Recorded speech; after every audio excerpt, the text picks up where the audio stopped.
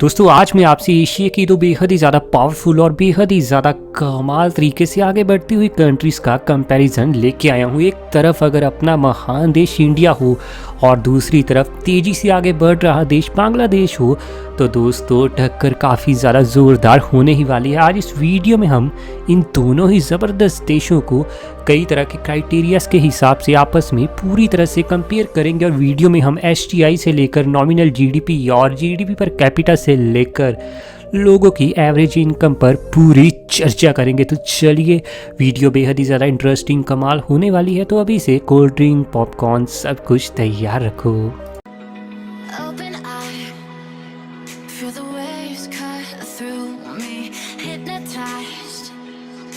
सबसे पहले दोस्तों हम यहाँ पर बात करेंगे नॉमिनल जीडीपी की। किसी भी देश की तरक्की का सही से अगर अंदाज़ा लगाना, उसकी पावर को जांचना है, तो सबसे पहले फोकस आपका इकॉनमी पर जाना चाहिए। इंडिया की बात करें तो आज के दिन अपने देश की total nominal GDP 3.2 trillion US dollar को टच कर चुकी है और हमारी रैंकिंग पूरे वर्ल्ड में है दोस्तों इकॉनमी के मामले में नंबर 6 की। हालांकि जल्दी ही हम यूके को पछाड़ने वाले हैं। तो वहीं दूसरी तरफ बांग्लादेश की नॉमिनल जीडीपी बढ़ते बढ़ते लगातार अब तेजी से आगे की ओर जा रही है और ये 355 बिलियन यूएस डॉलर को क्रॉस कर चुकी है। और नॉमिनल जीडीपी के मामले में बांग्लादेश की रैंक पूरे वर्ल्ड में है नंबर 42 की। लेकिन दोस्तों जीडीपी को मापने का, इकॉनमी को मापने का सबसे बेहतरीन जो क्राइटेरिया है ना, वो है जीडीपी पर कैपिटा, जिसमें दोस्तों पर पर्सन के हिसाब से पूरे देश की इकॉनमी को अच्छे से मापा जाता है। अगर इंडिया की आज के दिन जीडीपी पर कैपिटा देखें तो ये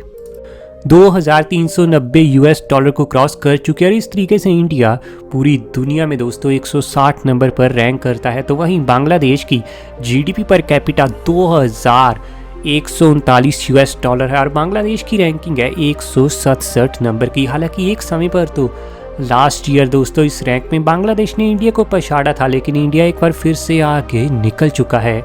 चलिए थोड़ा और आगे बढ़ते हुए चर्चा करते हैं दोस्तों हम यहाँ पर एसटीआई की।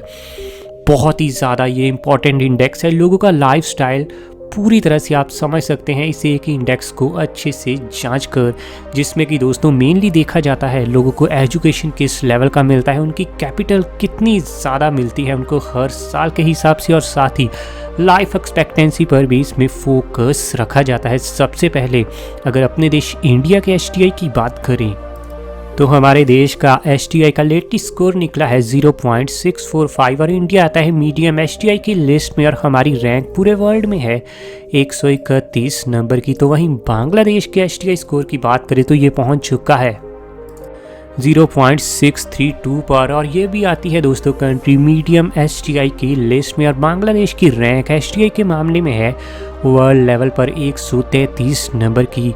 चलिए थोड़ा और आगे बढ़ते हैं, ज़रा चर्चा करते हैं हम पॉपुलेशन के बारे में। इंडिया की टोटल पॉपुलेशन 135 करोड़ को भी क्रॉस कर चुकी है और दोस्तों आबादी के मामले में इंडिया चाइना के बाद दुनिया में दूसरे नंबर पर आता है और यहाँ पॉपुलेशन डेंसिटी है 414 लोग पर स्क्वायर किलोमीटर। और इस तरीके से भीड़ भाड़ वाले देशों के मामले में इंडिया आता है पूरे वर्ल्ड में नंबर 19 पर। लेकिन बांग्लादेश, इसकी भी दोस्तों पॉपुलेशन लगातार बढ़ते बढ़ते 16 करोड़ और 70 लाख को क्रॉस कर चुकी है और ये कंट्री पॉपुलेशन के मामले में आती है नंबर 8 पर। तो वहीं पॉपुलेशन डेंसिटी है बांग्लादेश की पर स्क्वायर किलोमीटर में 1106 लोग। भीड़ भाड़ वाले देशों में दोस्तों बांग्लादेश पूरी दुनिया में आता है नंबर 7 पर। इंडिया की टोटल पॉपुलेशन में हमें 79.82% हिंदू धर्म के लोग, 14.21% इस्लाम धर्म के लोग, 2.31% क्रिश्चियन धर्म के, 1.71% सिख धर्म के, 0.74% बौद्ध धर्म के, 0.41% जैन धर्म के लोग आपको देखने को मिल जाएंगे। लेकिन वहीं बांग्लादेश की बात करें तो यहाँ पर मेजॉरिटी आपको तकरीबन 91% पॉपुलेशन इस्लाम धर्म की देखने को मिलेगी, तो 8.5% पॉपुलेशन हिंदू धर्म को फॉलो करती है। इसके अलावा दोस्तों बेहद ही कम मात्रा में यहाँ आपको बुद्ध धर्म के लोग और क्रिश्चियन धर्म के लोग भी देखने को मिल जाएंगे। चलिए थोड़ा और आगे बढ़ते हुए अब ज़रा हम चर्चा करते हैं दोनों ही देशों के एरिया के बारे में। अपना देश खूबसूरती के साथ दोस्तों कुल मिलाकर 32,87,000 और 263 स्क्वायर किलोमीटर में फैला हुआ है और इस तरीके से इंडिया वर्ल्ड का 7वां सबसे ज़्यादा विशाल देश और अपने देश के टोटल एरिया में आपको 9.6% हिस्सा तो सिर्फ पानी का ही देखने को मिल जाएगा। वहीं बांग्लादेश दोस्तों एरिया इसका काफ़ी ज़्यादा कम है, स्पेशली अगर बड़ी आबादी को देखा जाए तो कुल मिलाकर ये देश 1,48,460 स्क्वायर किलोमीटर के एरिया में फैला है और इस तरीके से ये दुनिया का 94 नंबर का सबसे बड़ा देश और यहाँ के टोटल एरिया में आपको 6.4% हिस्सा सिर्फ पानी का ही देखने को मिलेगा। चलिए वीडियो में थोड़ा और आगे बढ़ते हुए दोस्तों अब जरा हम बात करेंगे एवरेज इनकम की। सर्विस के अनुसार और कई रिपोर्ट्स के बाद ये बात हमें पता चली है कि इंडिया में रहने वाला एक इंसान एवरेज तौर पर ईयरली 4,80,000 रुपये से लेकर 6,50,000 रुपये के बीच में कमाता है। लेकिन वहीं बांग्लादेश की बात करें तो यहाँ का एक इंसान दोस्तों इंडियन रुपये के हिसाब से तकरीबन 2,20,000 रुपये से लेकर 3,25,000 रुपये के बीच में कमाई करता हुआ आपको नज़र आ जाएगा।